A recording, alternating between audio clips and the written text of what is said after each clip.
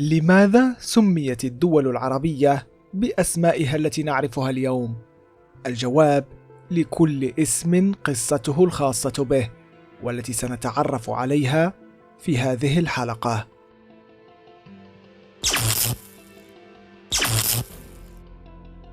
فلسطين. كان اسم فلسطين موجودا منذ عهد الإغريق، وغالبا ما كان يشير إلى الزاوية الجنوبية الشرقية للبحر المتوسط، بالإضافة إلى سوريا حاليا. ويقال أن كلمة فلسطين تعود لقوم اسمهم الفلسطر، سكنوا فلسطين في القدم. أما الاسم الحقيقي لها فهو أرض كنعان، وذلك نسبة لأهلها الأصليين وهم العرب الكنعانيين. مصر. يقول البعض أن أصل اسم مصر يعود إلى مصرايم، وهو أحد أبناء النبي نوح عليه السلام، والجد الأصلي الذي ينحدر منه المصريون. ويقال أيضا أن اسم مصر هو باللغة العربية، ويعني الأرض البسيطة الممتدة والمحصنة. كما أنه يوجد رأي آخر يقول أن كلمة مصر هي جمع أمصار، وتعني المدينة الكبيرة التي تقام فيها الدور والأسواق والمدارس وغيرها من المرافق العامة. الكويت. قال البعض أن الكويت هي عبارة عن تصغير لكلمة كوت، والتي تعني قلعة محاطة بسور أو قلعة صغيرة، والتي قد يكون أمير الكويت الأول قد استقر بها. والبعض الآخر يقول أنها تعني حائطا توجد بقربه بعض آبار الشرب، وأهل الكويت يطلقون هذا الاسم فعلا على الكثير من آبار المياه. المملكة العربية السعودية.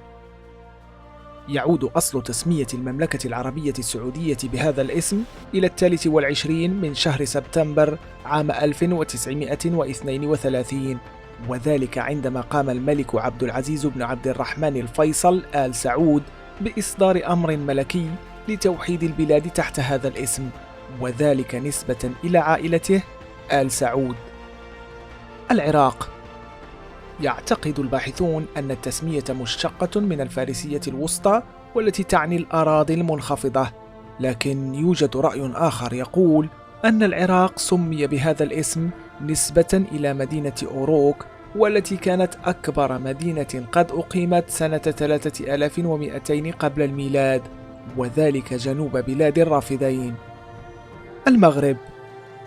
اعتقد الناس في العالم القديم أن الشمس تشرق من اليابان وتغرب في المملكة المغربية، كما كان المؤرخون العرب في القرون الوسطى يستعملون لفظ بلاد المغرب للدلالة على 3 أقاليم تقع في المنطقة المغاربية، وهي المغرب الأدنى الذي يمثل تونس وليبيا، والمغرب الأوسط أي الجزائر حاليا، ثم المغرب الأقصى وهو موقع المملكة المغربية حاليا.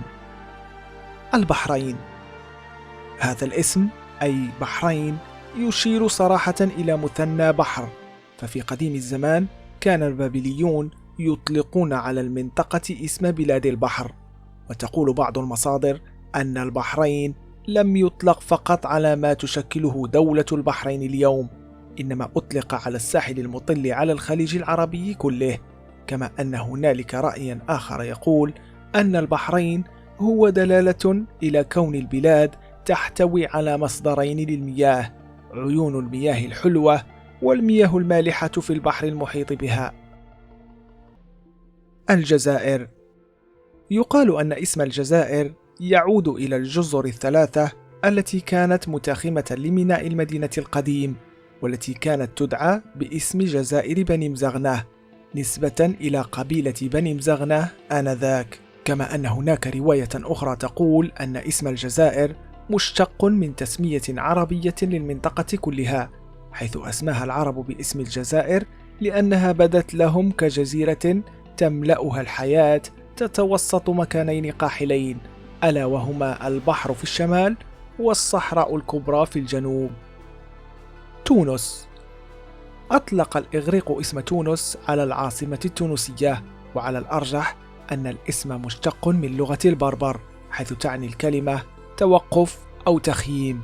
على الرغم من أن تونس اليوم عاصمة البلاد، لكن البلد لم يكن معروفا بهذا الاسم، بل أطلق اسم إفريقيا على المنطقة التي تشكل اليوم تونس.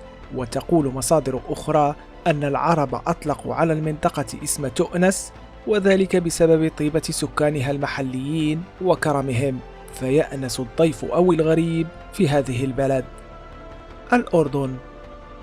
سمي الأردن نسبة إلى نهر الأردن التاريخي، على الرغم من أن أصل اسم هذا النهر غير موثوق منه، لكنه على الأرجح مشتق من الكلمة السامرية يراد، والتي تعني الهابط، في إشارة إلى انحدار نهر الأردن الشديد في مصبه. وقيل أطلق عليه العرب اسم الأردن، والتي تعني الشدة والغلبة.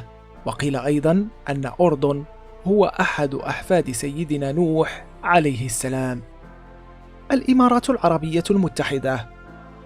سميت الدولة بهذا الاسم نسبة إلى الإمارات السبع المشكلة للاتحاد، وهي أبو ظبي، دبي، الشارقة، عجمان، رأس الخيمة، أم القوين، والفجيرة. لبنان. اشتقت كلمة لبنان من جبالها الثلجية، فكانت تعرف باللغة السامية باسم ليفان، أي أبيض، نسبة إلى جبالها المغطاة بالثلوج، حتى أن اسمها ذكر في العديد من المصادر التاريخية، ومن ضمنها ملحمة جلجامش. موريتانيا. سميت موريتانيا بهذا الاسم نسبة لأكبر مجموعة إثنية تستوطن المنطقة، وهم شعب الموري، الذين أطلق الأوروبيون عليهم لاحقا اسم المور.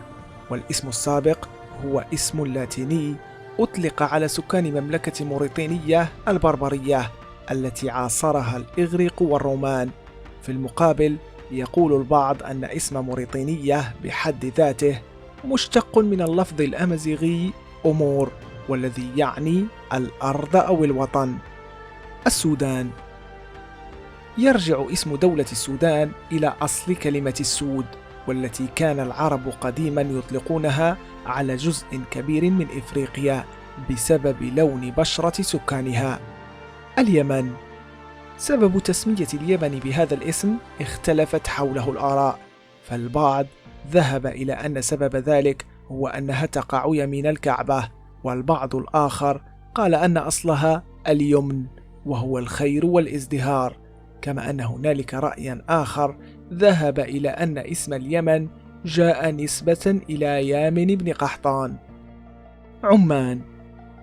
أصل اسم عمان يشوبه الكثير من الغموض، ويقال أن اسم عمان على الأرجح قادم من الكلمة السومرية مجان، التي تشير إلى شعبها الذي امتاز بصناعة السفن وصهر النحاس، مما يعني أنه كان للسومريين علاقات تجارية مع عمان في قديم الزمان.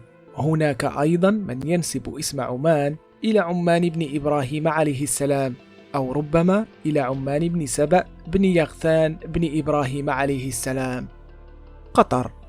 يقال أن اسم دولة قطر مشتق من كلمة قطارة، الذي تم استخدامه للدلالة على بعض الآبار ومصادر المياه في المنطقة، ويكفي أن الجغرافي بطليموس ذكرها في خرائطه تحت اسم قطارة. ليبيا. تاريخيا أطلق اسم ليبيا على الإقليم الواقع في شمال إفريقيا بين مصر وتونس، نسبة إلى قبيلة الليبو التي سكنت هذه المنطقة منذ آلاف السنين، حيث أن أول ظهور لاسم ليبيا جاء في نقش للفرعون المصري المعروف رمسيس الثاني، وكتبت حينها ليبو بالهيروغليفية. سوريا. تشير العديد من المصادر التاريخية إلى أن اللوفيين، وهم شعب من آسيا الصغرى وشمال سوريا حاليا، استوطنوا المنطقة خلال العصرين البرونزي والحديدي، وأطلقوا على سوريا اسم سورا أو سوراي، كما أن الإغريق أطلقوا اسم سيروي على المنطقة. ويرجح أن الاسم مشتق من حضارة آشور باستبدال الشين بالسين، كما أن اسم سوريا استخدمه العرب بدلا من سورية، حيث أخذوها عن الآراميين والإغريق والرومان. الصومال. يعود اسم الصومال إلى القبائل التي تعيش هناك، وكلمة صومال مؤلفة من جزئين: صو وتعني اذهب، ومال التي تعني احلب، أي أن الصومال تعني اذهب واحلب. كما أن الكلمة لديها معنى آخر وهي مجتمعة، وتعني الشعب الغني بالأغنام والمواشي. جيبوتي، يقال أن الاسم مشتق من لغة شعب العفر، تحديدا من كلمة جابوي التي تعني صفيحة أو لوحة، في إشارة إلى السمات الجغرافية والمناظر الطبيعية المسطحة التي تتميز بها المنطقة. كما أن هنالك أيضا أسطورة تقول أن جيبوتي تعني هزيمة بوتي. والأخير هو حيوان يرجح أنه دب قام بترويع سكان المنطقة حتى تمكنوا من قتله. جزر القمر أو جزر القمر. هناك من يرى أن الاسم الحقيقي للبلد هو القمر وليس القمر، والذي يعني الطائر الأبيض الشديد البياض، هذا الطائر الذي ينتشر فعلا على تلك الجزر. وهناك من يرى أن الاسم هو جزر القمر، وهو طبعا نسبة للقمر. إذا أعجبتك هذه الحلقة فلا تنسى الضغط على زر الإعجاب، وأيضا لا تنسى الاشتراك في القناة وتفعيل الجرس حتى تتوصل بإشعارات الحلقات القادمة. كان معكم محمد من قناة مجال. دمتم بألف خير، والسلام عليكم.